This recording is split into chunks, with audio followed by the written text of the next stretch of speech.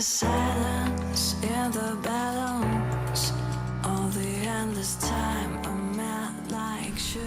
Hi, and welcome back to part 2 of adding graphic backgrounds to your photos. If you've missed part 1, I suggest you go back and watch it because it shows you how to download from the Adobe stock free backgrounds and graphics, and how to change them into a PDF so we can use them in Photoshop. So if you've already seen that, I'm just going to jump straight into this video and show you how to do it a slightly different way to get more out of it, but it's also slightly easier than the first one. So if we just jump straight back in. So here we are, guys. This is the image we want to create. Here's the photo we're going to be using. It's a photo from a shoot I did earlier this year. And here's the graphics we want to be using. So the first thing we're going to do is we're going to grab this layer and we're just going to make a duplicate of it. Just in case we ever made a mistake, we don't have to reload anything. We're just going to switch that off and work from this one onwards. Now if we go back to our graphics here, I'm just going to right click here, duplicate layer, and I'm just in this drop down going to pick unentitled 1, which is the image we want to be using it in and we want to transfer it to. And we just press OK. Absolutely. If we go in here, there it is on top.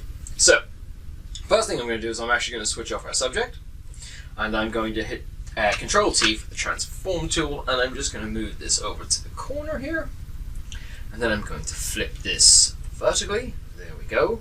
I'm going to take the center cross and I'm going to put it into the corner. So that's where I enlarge from, and that will be where I scale from.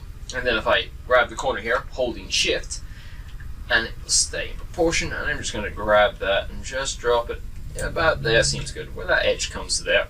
Press enter, and there we go. Now I'm going to duplicate that layer and drag it straight down. I'm going to T control for transform again, and this time I'm going to flip it horizontally. And then holding down the shift key, I'm going to drag this across. And what that will do is make sure it stays on this parallel. It doesn't wobble around, so I know everything's still the same as that. And press enter. Now, what I'm going to do is I'm going to take the opacity down to about 50 or whatever, so I can see through that and see where a nice line is. And I'm going to bring that back in so that kind of this edge here is matched on that side. So T control again, holding down shift to make sure it doesn't change, and drag it in. So it's about the same distance away from the corner, a bit more. And right in a little bit more. And use the arrow key to just bring that back slightly to about there. And what I want to do is I want to cut that down the middle. But first I'm just going to press enter. I'm going to get my pen tool now, and I'm just going to click up here somewhere, roughly where I think it's about right for that. And then the same down here, but I'm just going to hold down. Actually, I'm just going to undo that bit and do that again. Press there, and holding down control means I can move this around so they get a better down the middle. There we go, that seems pretty good right there. And then I'm just going to finish off this selection by going around the edge and closing it there. And then right clicking will give me my menu and make selection. 2 seems like good. And there's the selection. Now I'm going to bring this up to full capacity, and I'm going to put a layer mask on that. There we go. That's pretty good actually. Yeah, I really like that the way it's come out. And it's a little bit off down here, but since that's going to get covered by a subject, not a problem. So, talking about our subject, I'm now going to go back here. I'm going to switch these two off, and I'm going to cut out around our subject here using the pen tools. Always zoom in right down here. Now I'm going to do this really quickly, so I'll catch up with you in a moment.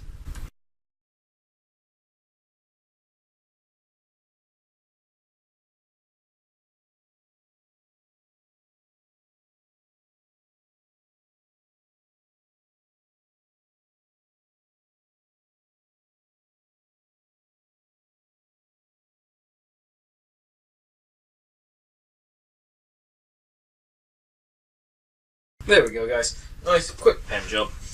And right click, and there we go, make selection. Wonderful. Now, next thing I do before I actually do anything with that selection is to put these two layers and merge them together.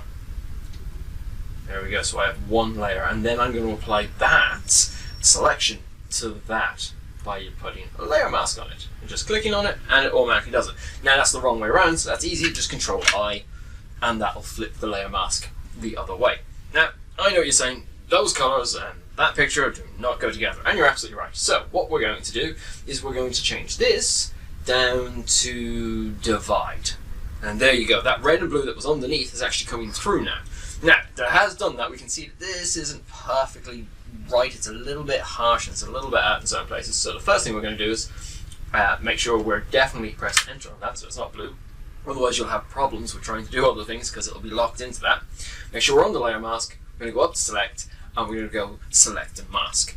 Now, what we're going to do is we're going to bring the edge in a little bit. So we'll try about here. Try a little bit further in than that, just to see if we can get rid of a little bit of that. And then what we're going to do is we're going to feather it about there and see how that works out. It's not bad. A little bit more, I think. Just so as it's not too harsh from the background. Bring it in a little bit better around there. And actually, I really like that. That seems pretty good. So yeah, press OK on that. Now, the last thing I want to do with this background specifically is I want to blur it, just to make him look a little bit sharper and that not to be too distracting. So that's quite simple. Making sure we're on the image itself, not the layer mask. I'm going to go up to Filter. I'm going to go down to Blur, and then we're going to go to Gaussian Blur. There we go. Actually, I quite like that. That's kind of pretty much where I had it set from before. So yeah, I'm going to bring it up a little bit more than that. There we go. So now he's nice and sharp around the edge as well, without being too sharp. So that's where the feathering earlier came in. That looks pretty good. Now, next thing I'm going to do is I'm going to add a lens flaring because I do have a light source here that was in the picture, so I'm going to make it look like it comes across a little bit. Now, to do that, the best way to do that is to make a merged visible layer. And to do that, we have to go Alt Control Shift E at the same time, or Option Control Shift E. And we'll get this layer here which just merges all the layers into one layer without destroying what's below it, because we need what's below it still. Now what we do is we're going to go up to Filter, we're going to go down to Render, and Lens Flare, which is very straightforward. So I'm going to use the 50 to 300. You can try out the others to see how they feel. I'm going to lower it down a little bit. Actually, I'm going to bring it up a little bit, so it'll be harsh, but I can play with that later from the way we're going to do this. So I'm going to just press OK for now. Now, because that's all on that layer, if I adjust anything on it, I will adjust the entire picture, which we don't want. So what I'm going to do is I'm going to delete that layer. So delete. And then what I'm going to do is I'm just going to put a blank layer, making sure I'm on black to white here, Alt or Option backspace, and I get a black layer, fills that in black. And then I'm going to go back up to Filter, and instead of going down to Render, right here it has Lens Flare. What that will do is, whatever the last thing you did in filters will always be at the top here, and it will reproduce it exactly the same. So I'm just going to press that. And there you go, there's a lens flare without the picture behind it, and we can see it perfectly. Now, we don't want that black there, so obviously blend modes again, and to get rid of that we go down to screen, and that will make the black transparent. There we go. Now, because it's on this layer, again making sure we press enter up here, because we're on this layer separately from the rest, I can just affect the lens flare. Like for instance, I think it's a little sharp, so what we're going to do is we're going to go up to Filter again, down to Gaussian Blur basically, and just give that a bit of a blur. A little bit more I think. Press OK, and I'm also going to take the opacity down on that slightly as well. So there we go. And I quite like the idea of the circles with these graphic lines and everything as well. So that works quite beautifully. Now we're just going to make sure everything fits together by blending the foreground into the background. So first what we're going to do is we're just going to put a vignette on it to do that to start with. Just going to bring that down. And with G for gradient tool, making sure we're on black this time. So if you want to swap the foreground to the background, just press X. And starting in the middle, we're just going to drag out to just around the corner. Just about there.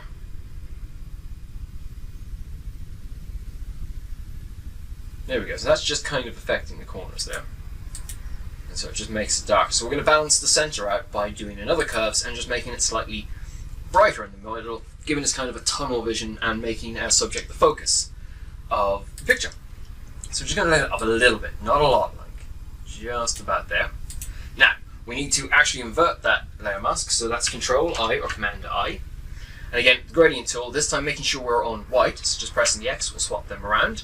And then again, just grabbing the middle and dragging out to the corner again.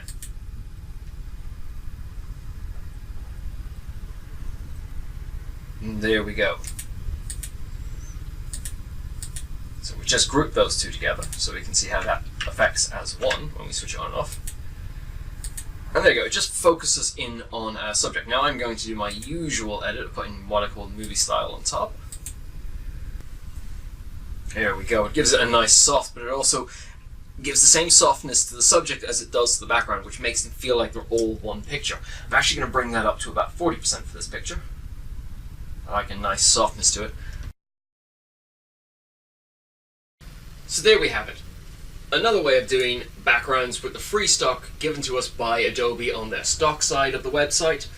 So with that done, our next video at the end of this week will be dealing with some of the textures we can get from the Adobe website and how to apply those to make our backgrounds look a little bit more, texturized and give them a bit of depth to the overall photo. So I'll see you next time, guys. Again soon. And don't forget to follow me over on Instagram, the name Peter_Rush. Also, press a like on this video, subscribe, and hit that bell button so you don't miss any of my future content.